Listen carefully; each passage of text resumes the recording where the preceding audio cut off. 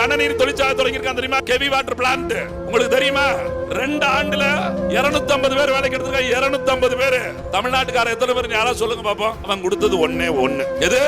2 ஆண்டுகளில் எடுக்கப்பட்ட 250 தொழிலாளர்களில் ஒரே ஒரு பெண். அது ஒரு பெண். நான் கூட கேட்டேன். அதுல ஒரே ஒரு மகிழ்ச்சி இருந்தது. அந்த ஒன்னையும் கூட்டுற வேலைக்கு எடுக்கல. நல்ல வேலை கம்ப்யூட்டர்ல உட்கார்ற வேலைக்கு எடுத்திருக்கேன். ஒரே வேலை. மத்த 249 பேர் அனைத்து பணிகளுக்கும் வடமாநிலத்திலிருந்து ஆளை கொண்டு போட்டான். இங்க இருக்க எந்த அரசியல் கட்சியாவது பேசுறாங்களா?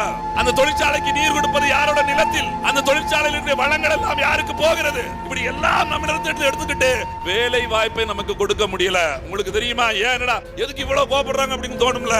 காரணம் இருக்குது. ஐயா ஸ்டாலின் அவர்கள் இந்த தேர்தலை சந்திப்பதற்கு முன்னாடி 505 வாக்குறுதிகள் கொடுத்தாங்க. 505 வாக்குறுதிகள் மிக முக்கியமான வாக்குறுதி. தமிழ்நாட்டில் தொடங்கப்படுகிற தொழிற்சாலைகளில் வேலை வாய்ப்பை 70% தமிழர்களுக்கு உறுதி செய்வோம். நாங்க 250ல 70%.